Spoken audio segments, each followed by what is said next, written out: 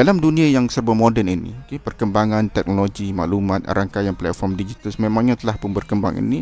So saya melihat cabaran utama ialah kepada tenaga pengajar itu sendiri untuk mengemas kini, upgradekan dia punya ilmu, menguasai kemahiran itu, bukan saja menguasai dalam bentuk kemampuan menggunakan platform digital, tetapi juga perlu memahirkan diri untuk membangunkan kandungan berbentuk digital ataupun kita sebut digital content yang penting, contohnya infografik, video, e-book dan sebagainya. Sebab kadang-kadang saya lihat jugalah, bila berlakunya macam ni, kita tak tahu konten mana yang, bagaimana konten yang kita ada, cukup tak konten kita, sesuai tak untuk kita letakkan di dalam platform, dan apakah platform yang kita nak gunakan hari ini. Banyak platform yang kita boleh pakai, tetapi apakah platform yang selamat, yang boleh memberikan satu jaminan tidak ada kebocoran maklumat dan sebagainya.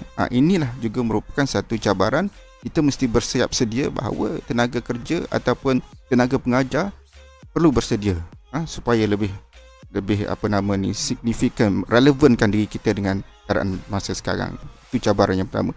Cabaran yang kedua, saya melihat dari segi persediaan peralatan.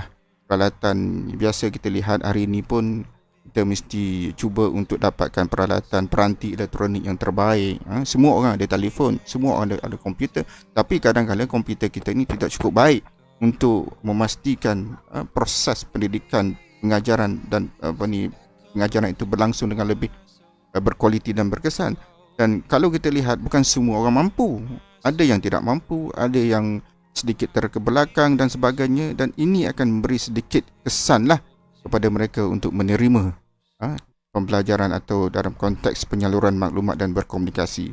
Itu yang kedua. Yang ketiganya mungkin suasana. Saya juga melihat suasana pembelajaran yang tidak kondusif. Ini merupakan satu cabaran.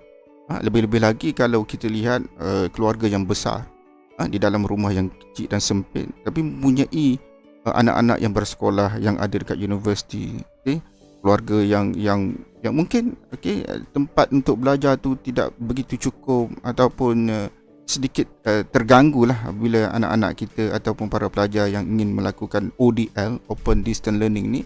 Ini merupakan satu panggil cabaran jugalah.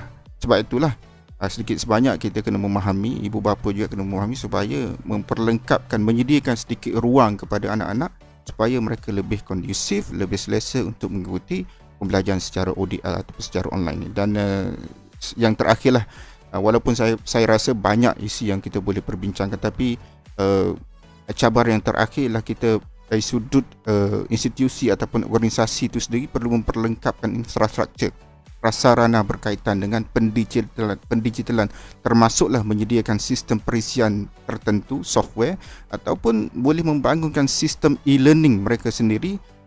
Sebab kita tahu tak semua institusi ataupun organisasi mempunyai sistem e-learning yang baik. Mungkin mereka perlu upgrade lagi dengan apa yang ada. Dan dengan adanya pandemik ini, sudah tentu kita tidak ada pilihan, kita mesti bergerak. Dan begitu juga bukan sahaja universiti, tapi di sekolah-sekolah juga mesti melihat memperlengkapkan infrastruktur, prasarana supaya proses ini akan lebih berkualiti dan berkesan. Saya rasa itulah sebagai permulaan jawapan yang saya boleh bagi untuk menjawab soalan Tuan Moderator berkenaan dengan cabaran-cabaran yang tertentu yang dihadapi oleh mereka yang terlibat, terutama sekali dalam kita menyebut tentang pembelajaran dan pengajaran. Terima kasih.